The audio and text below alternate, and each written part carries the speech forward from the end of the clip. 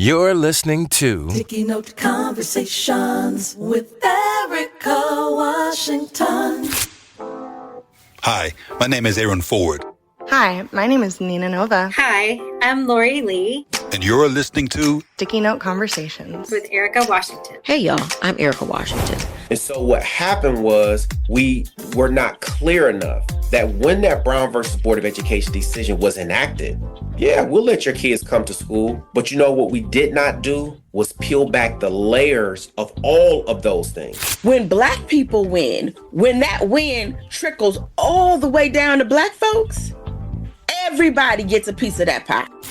I am so shocked by the system. And why aren't you screaming like your hair is on fire?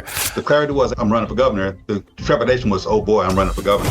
Think about it. If our founding documents all say that we're a more perfect union, that we are always striving towards a more perfect union, then we should do that. The Sticky Notes is for anyone who enjoys a good conversation. Sticky Note Conversations with Erika Washington. Hey there, Sticky Note listeners. It's your host, Erika Washington. And welcome to 2026, y'all. The new season of Sticky Note Conversations will begin in February. But for now, we'll continue our replays from the last two seasons. This week, you may remember my conversation with Las Vegas Mayor Shelley Berkley. We discussed her life, her love of politics, and the idea of Las Vegas as a sanctuary city and the immigrant community that helps Las Vegas run. She had a couple of spicy things to say. So that's why I thought it was important, especially right now in this moment, to bring this conversation back. Because we're in this moment where citizens are being disappeared off of our streets. Citizens are shot by masked men employed by the federal government in broad daylight. Lines are being crossed. Bridges are being burned. And it's going to be really easy to see what side we stand on. And it doesn't have to wait until they come for someone you love, but that they're coming for a human being who deserves every chance to have their version of the American dream just as much as we do. I hope you enjoy this conversation as much as I did. And once again, thanks for listening. Way below acceptable. Way below acceptable. On this week's episode, like all of us women, you pick yourself up, you wipe yourself off, and you move forward because there's no alternative. I mean, that's what you do unless you want to sit on the couch for the rest of your life, and that's not what I wanted to do. Way below acceptable. Hey there, Sticky Note listeners. Welcome back to another episode of Sticky Note Conversations. I am your host, Erika Washington. In today's very special episode, I had the opportunity to sit down with the mayor of Las Vegas, Mayor Shelley Berkely. She took time out of her busy day to sit down with me in our Make It Work Nevada office. We discussed the aspects of her job, her love of Las Vegas, immigration, as well as the state of the city as a whole. If you're not familiar with the mayor, I'll tell you a little bit about Shelley Berkely. She's a businesswoman, an attorney, as well as a politician. She was duly elected as the mayor of Las Vegas in November of 2024. But before that, she served in the House of Representatives representing Nevada's 1st Congressional District for 6 terms from 1999 until 2013. Previously, she also served as a member of the Nevada Assembly from 1983 to 1985. She also served as a member of the Board of Regents of the Nevada System of Higher Education from 1990 to 1998. In between serving in Congress and being an elected mayor, she also held a leadership role for Touro University. Although she's not a Las Vegas native, she has a deep love and passion for this city, where she has raised her children and also went to school. And she's been in Las Vegas since 1964. There's so much more to learn about the mayor of Las Vegas, and I hope you enjoy this conversation as much as I did. Thanks for listening.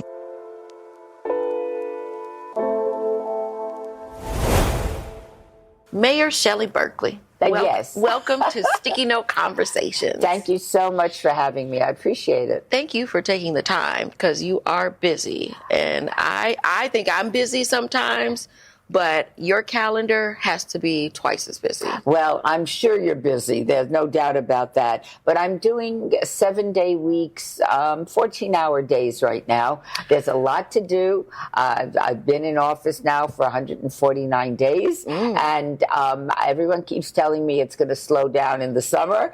That would be nice, but I'm loving everything I'm doing. And there's just a whole lot to do. So I'm doing it. So I want to go back for folks who may not be familiar with your history in politics. You've been a politician for a long time. Long time. You've been a congresswoman, Yes. and then you were also a state assemblywoman I was, as well. and on the Board of Regents, too. And the Board of Regents. So which was first? First, I served in the Nevada State Assembly. Okay. Then a little while later, I was on the Board of Regents for about 8 years. I was in Congress for 14 years. And now I have the pleasure and honor of serving as the mayor of my hometown of Las Vegas. So what made you decide to run in the first place? When you decided to run for assembly, like what about that excited you? Well, I'm the granddaughter of immigrants that fled to this country in order to escape the Holocaust. If they hadn't gotten out of Europe when they did, I wouldn't be sitting here on this couch with you because my grandparents would have been exterminated. My parents would have never been born. Consequently, neither would I.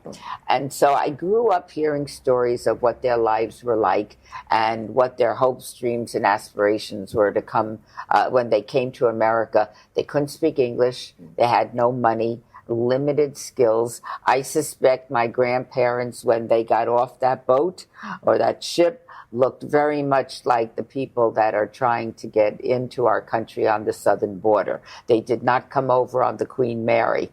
And I knew that I wanted to give something back to this country for having taken my family in, not only giving us a chance to survive, which we obviously did, but to thrive, and we certainly have. And so I'm very grateful. And for me, doing public service is my way of giving something back to our country. And so that was the motivating factor from my youngest years. I decided to run for mayor, and when I lost that Senate race, I ran for the United States Senate. I lost by a point, and I was just heartbroken. And I sat on the couch in my family room when I finally did come back from D.C. in January of 2013. I just sat on the couch trying to figure out, what are you going to do with the rest of your life? And I was inconsolable. Nobody knew that outside of my family because I always put on a good show when I went out. But it was hard. And it was just public service didn't seem to be an option anymore. And so what do you do when you love public service and you have no office to do public service from? So I finally, like all of us women, you pick yourself up, you wipe yourself off, and you move forward because there's no alternative. I mean, that's what you do unless you want to sit on the couch for the rest of your life. And that's not what I wanted to do. Now, I'm a working woman. I've been working almost all of my life. And so it was time to get up and get moving. What was your first job? Let me see. I was in Al Phillips, the cleaner girl. Al Phillips had a lot of the dry cleaners in town. And I worked, that was when they had the new service where you actually brought the clothes to the customer outside of the store. And so it was in Commercial Center, and I was at Al Phillips, the cleaner girl. And that was my first job. And then I waitressed, I ran Keno, I cocktailed. So there isn't much that I haven't done, and loving every minute of it. But anyway, so I needed to work to go through school. I mean, my father was a waiter when I was growing up, so it wasn't a whole lot of disposable income. We never missed a meal. I don't want to. That's not the world that I came from. Yeah.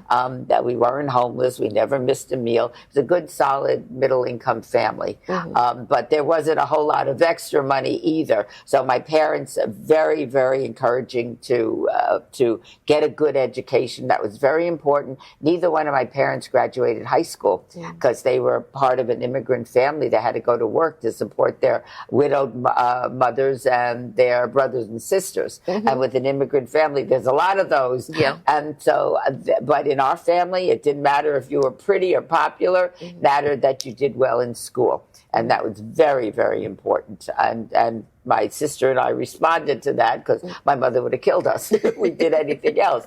So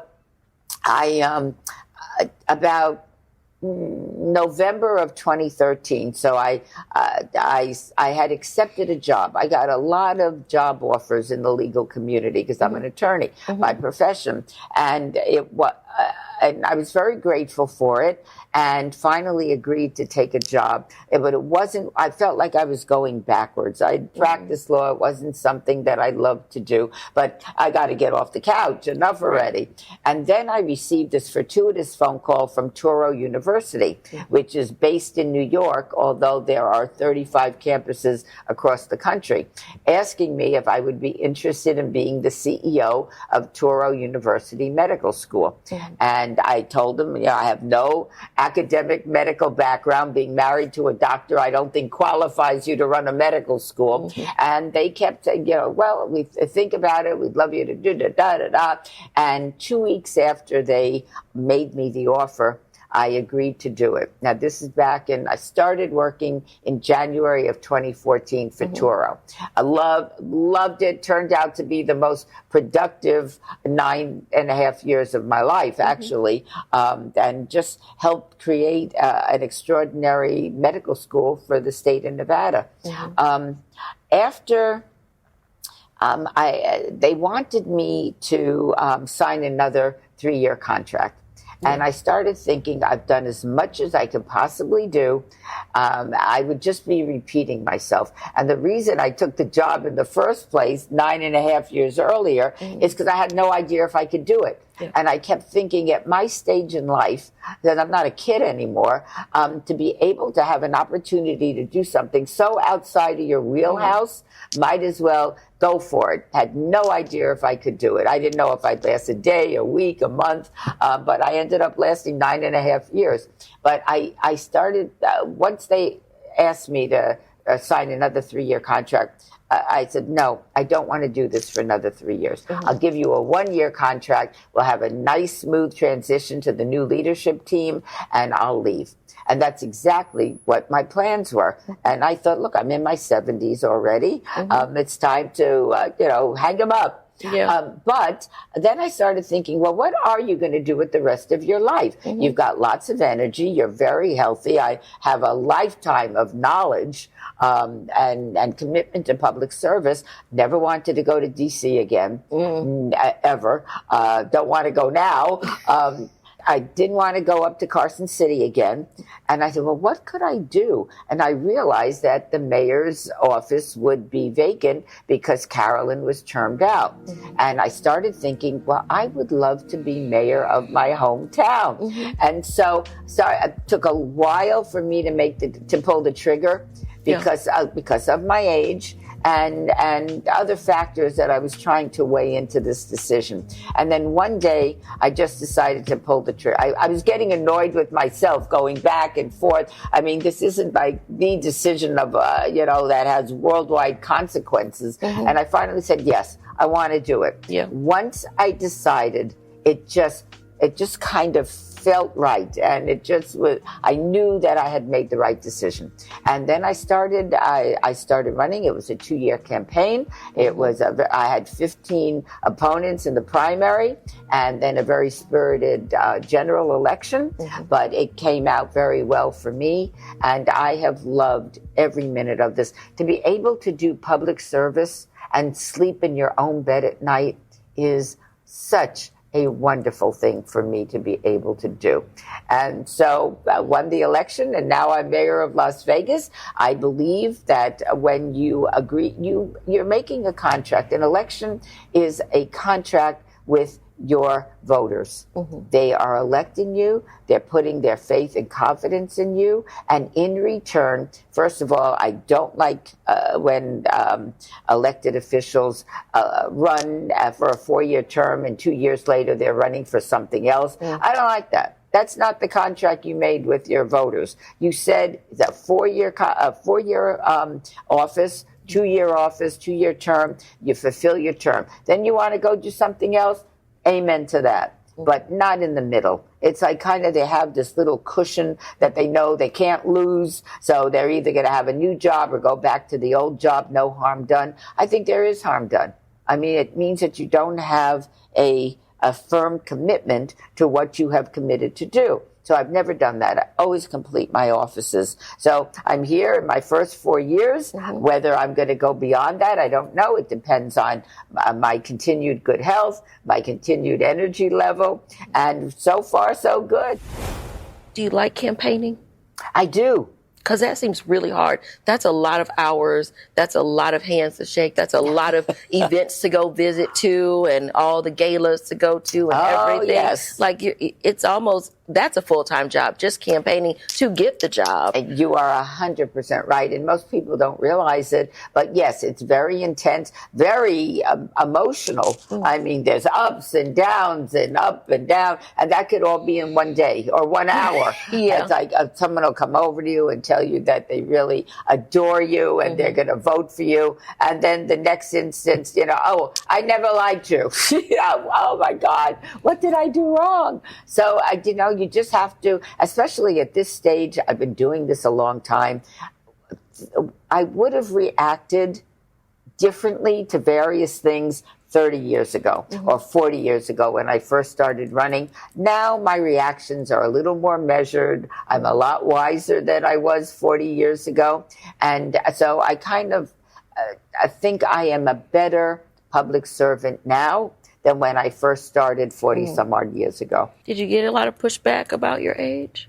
No, actually, surprisingly enough, and I thought that would be a major factor, but I think people were talking about it at the beginning, and I think I just outworked everybody so that, oh my God, she could still do this job. And that was important for me to demonstrate that as well. I knew people were watching, and I knew there was some talk about my age. And so the only way to overcome that is to outwork everybody else. And a lot of the candidates are a lot younger than I am, but I just outworked all of them. Sticky Note Conversations with Erika Washington. Hi, my name is Aaron Ford. Hi, my name is Nina Nova. Hi, I'm Lori Lee And you're listening to Sticky Note Conversations. with Erika Washington. So, you being a politician for more than 40 years, I mean, you've seen a lot. You've seen Yes, a I lot. have. And being a woman in politics, what was that like in the beginning? Was there a lot of hurdles with that? A few, yes. First of all, when I went to law school, I went to law school because I wanted to run for office. Did you go here? No, there was no here that's yet. right. It didn't even Now, my exist. son graduated from the Boyd School of Law at UNLV, but no, that was way after my time. So I went to by happenstance, I went to the University of San Diego. Originally, I was interning for Nevada Senator, U.S. Senator Howard Cannon when I was in college. So it was my last year of college. I was selected to go back to D.C. and work for one of our United States senators, which happened to be Senator Cannon. My hope and expectation was that I would also go to law school in D.C. So I was taking my LSATs and everything while I was working for him for that semester. And however, I applied to a bunch of law schools, and the very first one that accepted me was the University of San Diego. So I sent my $100 deposit in those days. That was a lot of money. Wowzers. But I knew I would be going to law school. And then I kept waiting for the coveted acceptances from the Washington, D.C. schools. And I'm waiting and waiting. I'm getting acceptance to other schools on the West Coast. But, I already had my deposit down at the University of San Diego. And then so I came home, my semester ended, I was working, living at home, of course, and when in August, I got my coveted acceptance for George Washington. And I remember sitting in my parents' kitchen with the 2 acceptances thinking, what are you going to do? And I realized my parents were going through a divorce at that time, and the weather in DC was killing me. I was sick more than I was healthy. There was a lot of snow that winter, so I decided, you know what, I'm going to stay on the West Coast. And so I started the University of San Diego. Now, when I started, to tell you how different times are, there were 280 people in my freshman class. 20 of us were women. The year after, 20% were women. But the year that I started law school, still a very small number of women. Now, let me fast forward to being the CEO of Touro University Medical School. Orientation, I'm talking to a class of 100, in those days, 135. And I look out at, first of all, majority of women now in professional school. And it was every color of the rainbow. I'm looking at all of these incoming students thinking, this is a mini United Nations. This is America. This is what we look like. Now, when I went to law school, everybody had my color skin.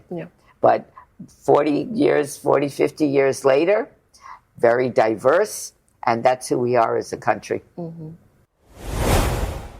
I feel like your lived experience of your family and yourself of coming from an immigrant family gives you a certain insight, especially to what's happening now across the country and all of the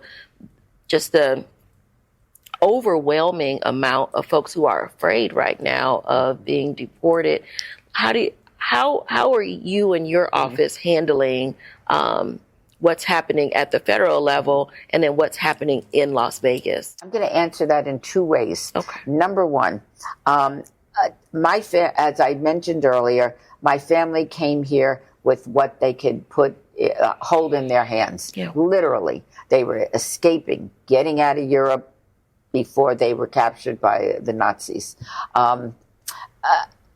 The following generation, my parents' generation, they didn't have an education, but they worked hard. They worked hard for their families. I always say on a waiter's salary, my father put a roof over our head, food on the table, clothes on our back, 2 daughters through college and me through law school. Not bad on a waiter's salary.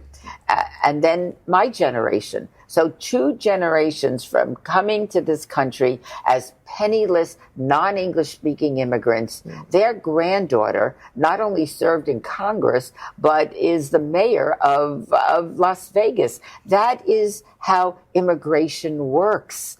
And your first generation struggles. Second generation does a little better. Third generation, you're Americans. Would I ever think of myself as Greek, although my mother's side of the family comes from Greece? No. Would I ever think of myself as Russian because my father's family comes from Russia? No. I'm an American in 2 generations. I mean, it works that way.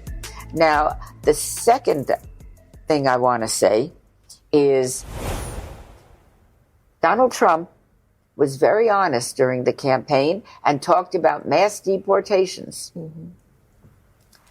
42% of the Hispanic population in this country voted for Donald Trump. And then I get a phone call. What are you going to do to protect the Hispanics that live in Las Vegas? I did. I listened to what he said and I believed him.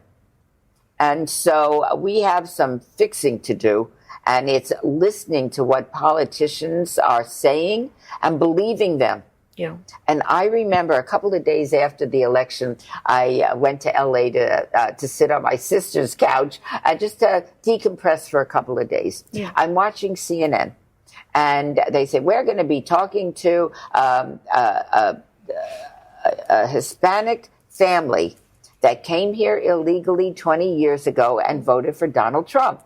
And I said, oh, this I got to hear. Yep. So after the commercial, I'm listening, I turn it up a little, and their family story is they came here illegally 20 years ago. Now they've legalized their status, but they voted for Trump because when they came here, they are good people. The people coming now are bad people. They're thieves, they're murderers, they're rapists. Now, I don't know how they have that evidence. And again, nobody wants criminals in our country roaming around, especially if they're illegal. That's not what we're talking about right now. And a lot of people are being caught up and in these mass deportations that shouldn't be caught up. So I think there's a lot of buyer's remorse right now.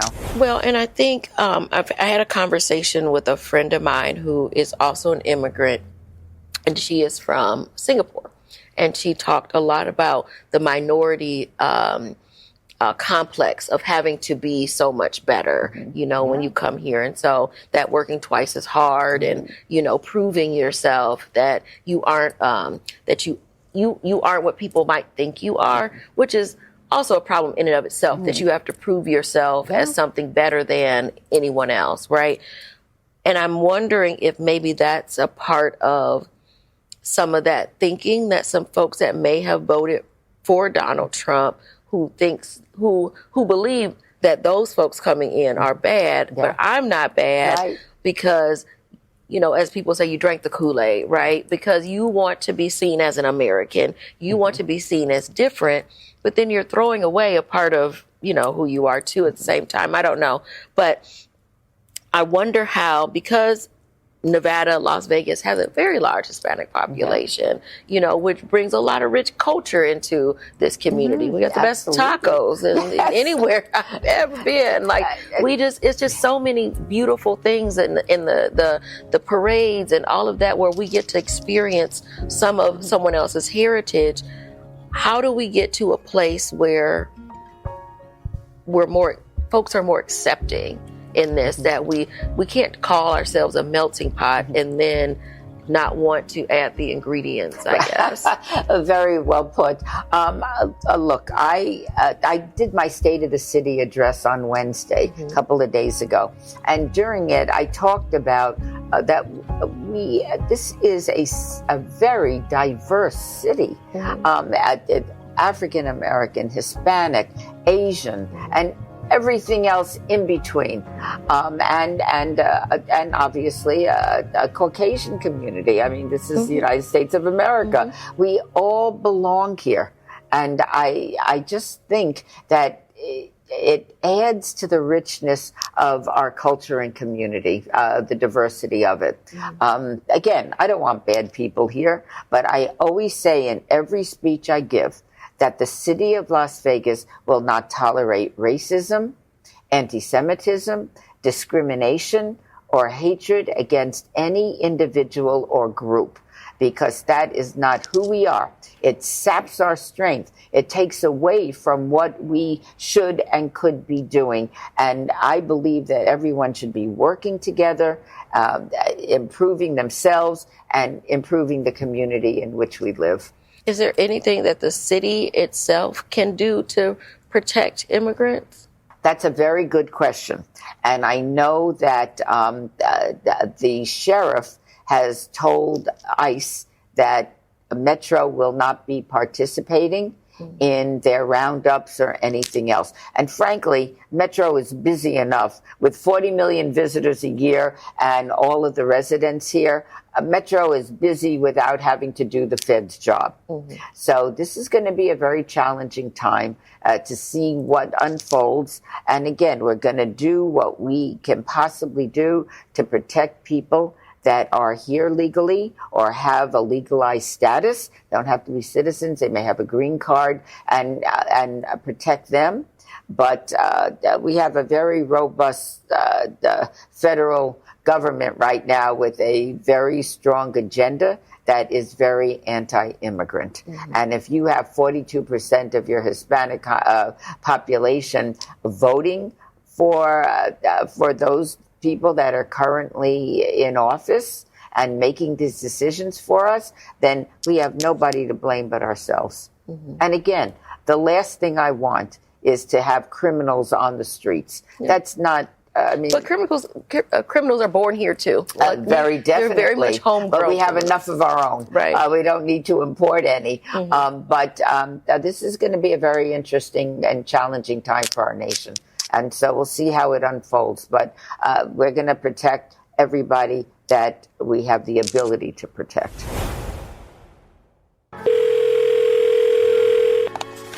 This call is from a North Carolina correctional facility. You have 60 seconds remaining. My name is Marcus Ross Lorenzo Alston. I've been incarcerated since October of 2016. Do you remember that moment of finding out that he was going to prison? Yeah, I was in shock. Put it like this. It would be hard for me to see Marcus doing what they accused him of. I've just been tortured my whole life. I have lived my life trying to be the opposite of all of the negative stuff that people have done to me or portrayed to me. Why don't more people know or care about this? You don't even have to look. You just have to not look away. You have 30 seconds remaining. I don't think that the prison system is set up to reform. I think it's set up for punitive. In my mind, I believe that those systems are set up to keep those people there, not to reform them and to let them go. All of it was just a money scheme. Catch season 2 of American Dreams wherever you get your podcasts. Now back to our conversation with today's guest, Las Vegas Mayor Shelley Berkley. Are you concerned with cuts at the federal government and how they will affect the city of Las Vegas? It's keeping me up at night. We just got word this week that our AmeriCorps funding is gone. What is AmeriCorps? Well, they do a lot of things, but one of the things that directly impacts the city is we have a mobile pre-K van that goes all over and has books in it. And from pre-K, we want to start these kids in the right path and direction. That's gone. Now we're going to try to do everything we can. I'm hoping to find a donor that's willing to pay for it. But things like that, I don't know how that makes America great again.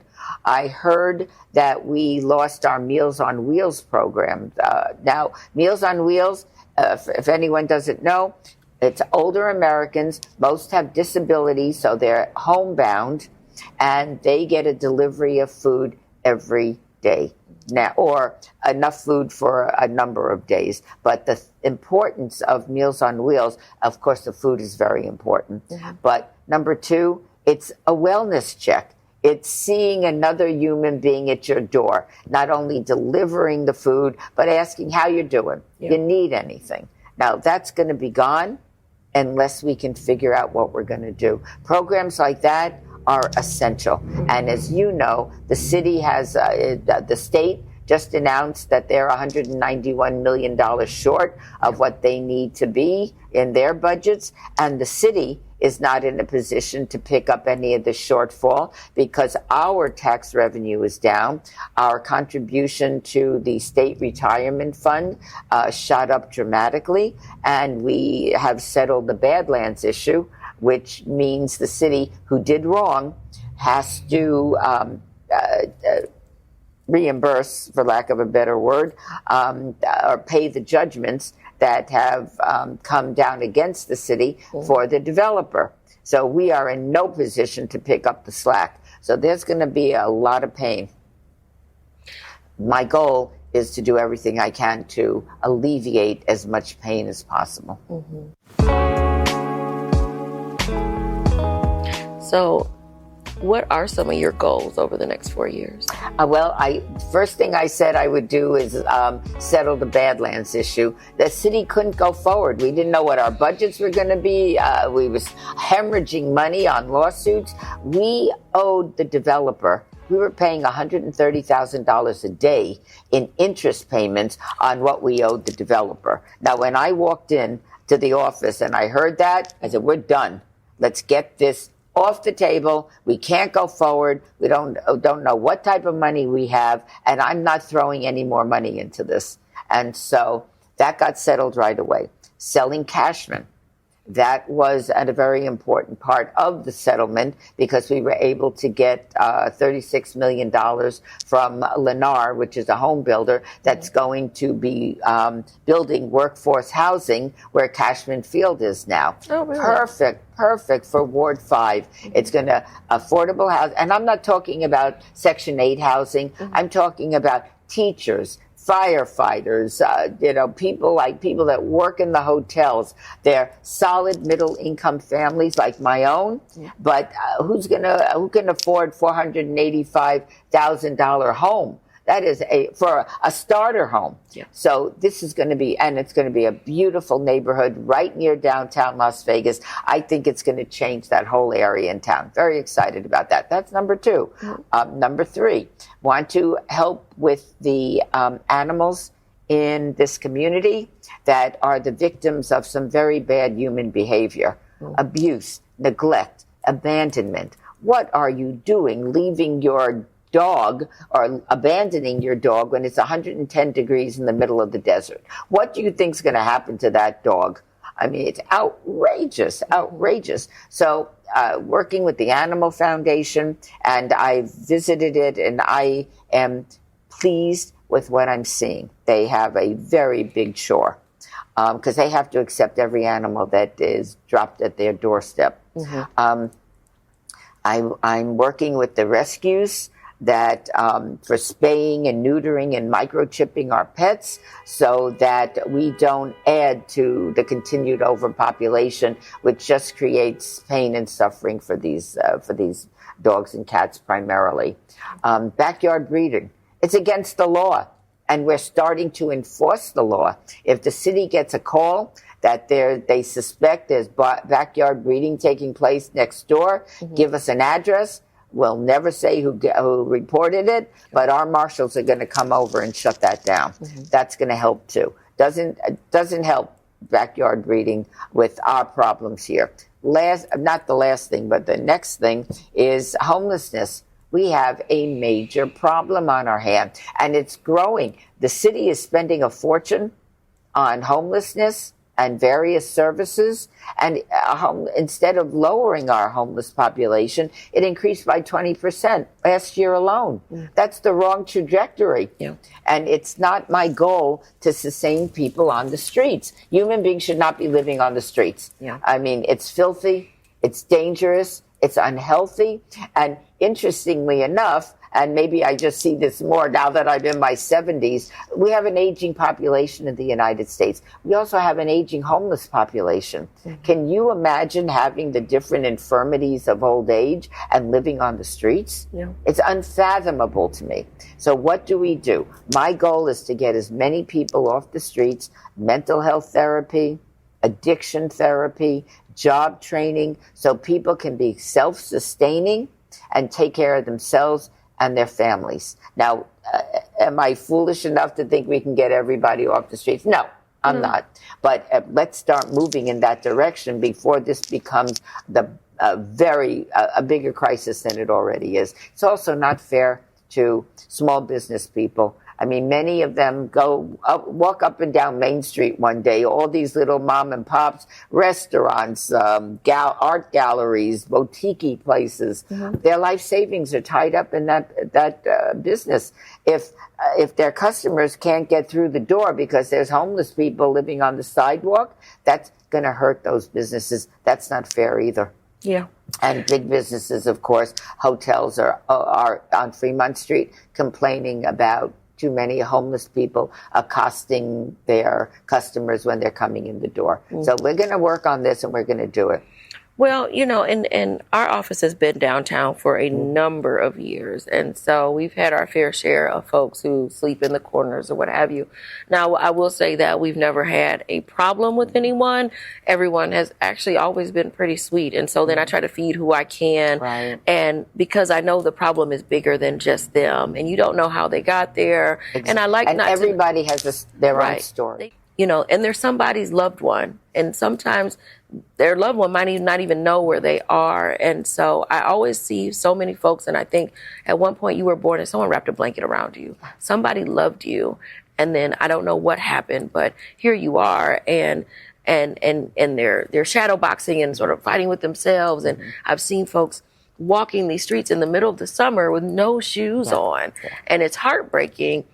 And as much as I understand folks not wanting it out, in front of their store or wherever, we also have to figure out how in our humanity we help folks where we can. Because it's not just up to you as a mayor or the city to take care of the problem. We all have to figure out how we are doing our part. So, I'm always wanting to be helpful in trying to figure out like what we can do, because just pushing them around from here to there, getting them off that street so that they go over to this street is not solving the problem. It's solving your problem because you got them away from your store. That's not what I wish to do. Yeah. So you said you have been mayor now for 149 days. Is it what you thought it was? Is it different than what you thought it would be? This is the best job I have ever had. I am loving every minute of it, and I am putting in some serious hours. It is fun, it's rewarding. You can see what you're doing, the results of it, in pretty short order. So I just love it, and the beauty of this for me at my age is I can work all day, do good public service, and sleep in my own bed at night. That is wonderful for me. So I just can't think of. I'm impressed with the staff at the city. They work very, very hard. So that's a good thing. Staff is great, and my fellow city council people, they take care of their wards. And I'm very grateful for the amount of effort they're putting into their jobs as well. What advice do you have for aspiring young women who are looking to get into politics? Do it. I always knew I was going to do this, but I had no roadmap. There weren't a lot of women that would be role models that were doing this. And I had it inside of me to do it. I've won a lot of elections. I've lost elections. And so the worst that can happen is you lose and you live, you survive after that. When I lost the Senate seat, I went on to something else. I ran a medical school at university, which is very rewarding. And then when an opportunity arose for me to do public service again, I was able to do it. So I wouldn't let anything deter me. If I have that fire in the belly, you got to do it. And I'll say this. I had one of the safest congressional seats in the country. It was a heavily Democratic district. I probably could have stayed there forever. I had great committee assignments. Ways and Means, the most powerful committee. Stephen Horsford is on it now. Other committees that I loved. So I could have stayed there forever, but I decided when I ran for the Senate that I wanted the opportunity to try. If I hadn't run, I would have spent the rest of my life thinking I would have, I should have, I could have, and not knowing. So even though I lost that election, I would do it again for the sheer joy of following my own destiny. You love a challenge. I like the challenge. Again, same thing when I went to Touro University. I didn't know how to run a medical school. You figure it out. But I think we have lots of opportunities if you just take them. If not, then you sit there for the rest of your life. I would have, I should have, I could have, and I didn't. And that to me would be worse than losing an election. Actually amazing. Before we go, I want to ask you about democracy. I always ask people, what is democracy? Because I feel like everyone defines it a little bit different. So how do you define democracy? That is an outstanding question, and I'm not sure that I can define it, but I know when it's in jeopardy. And I feel that some of the things that are happening right now on the federal level are jeopardizing our democracy. Being able to vote for the people that you want to elect. It's being able to enjoy the protections that we have under in our Constitution and all of our amendments, that our Bill of Rights. I mean, these are hard-fought liberties that most countries don't have. And once you give away your freedom and liberty, you don't get it back again. So it is worth fighting for and protecting and not letting anybody take away your liberties, your freedoms, your rights as American citizens. And I think we need to be extremely careful right now. And in the next midterm election, make choices that are in our best interest as a country. Doesn't mean everything is always perfect. And I think Donald Trump got the number of votes that he did because people were dissatisfied. They were worried. They were concerned. Coming off of COVID, that created a lot of hardship for a lot of people. I mean, some of us, I was running a medical school from my kitchen table. My husband, who's a practicing physician, was seeing his patients via Zoom. We did okay, but a lot of people didn't. And it's recovering from COVID, not only physically, but economically and everything else, emotionally, mentally. It's been a challenge for this country. There's no doubt about that.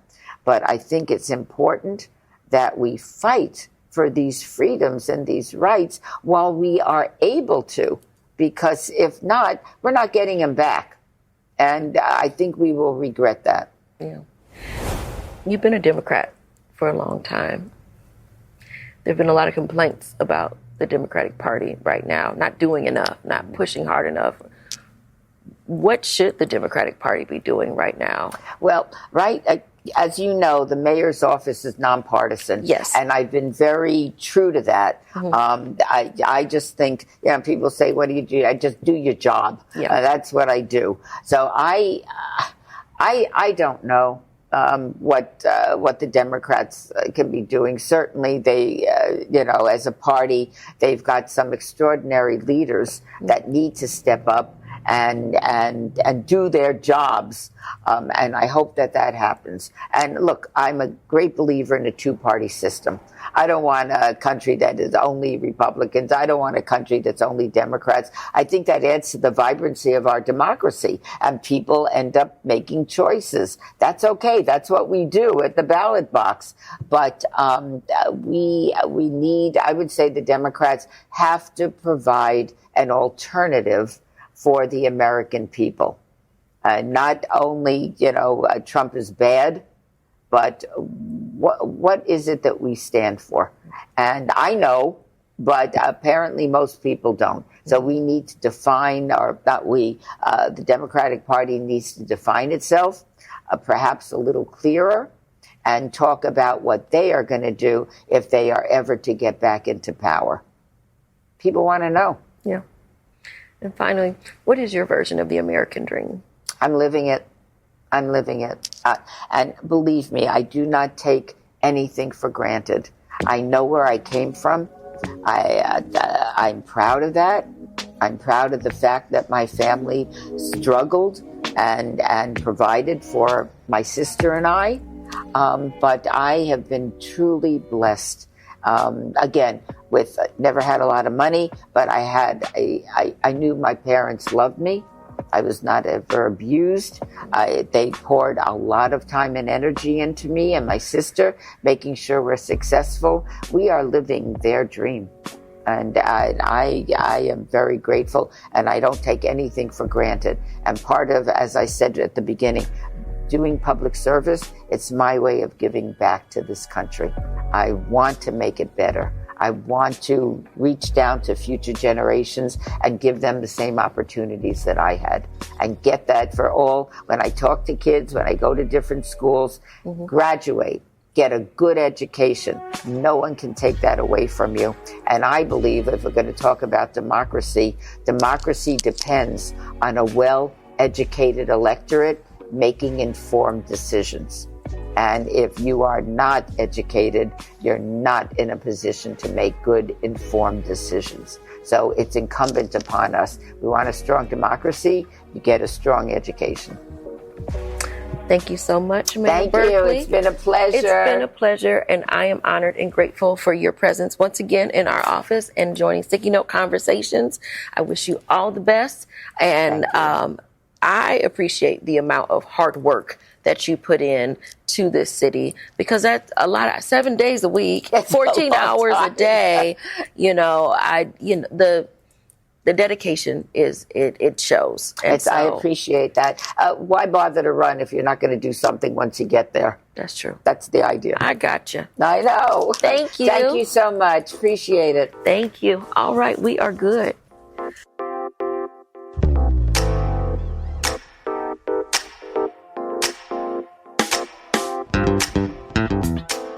Thanks for listening to Sticky Note Conversations with Erika Washington. Hosted and executively produced by Erika Washington, with editing by Black Gypsy LLC and Simone Endres.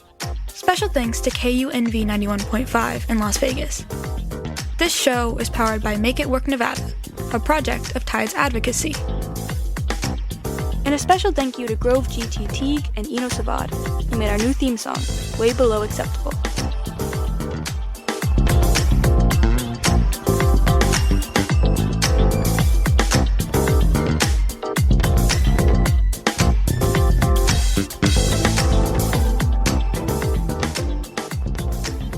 You're listening to Sticky Note Conversations with Erika Washington. Hi, my name is Aaron Ford. Hi, my name is Nina Nova. Hi, I'm Lori Lee. And you're listening to Sticky Note Conversations with Erika Washington. Hey y'all, I'm Erika Washington.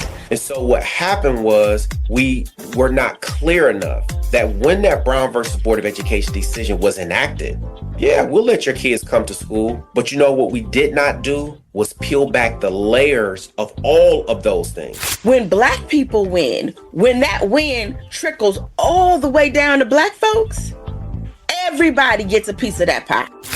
I am so shocked by the system. And why aren't you screaming like your hair is on fire? The clarity was, I'm running for governor. The trepidation was, oh boy, I'm running for governor. Think about it. If our founding documents all say that we're a more perfect union, that we are always striving towards a more perfect union, then we should do that. The Sticky Notes is for anyone who enjoys a good conversation. Sticky Note Conversations with Erika Washington.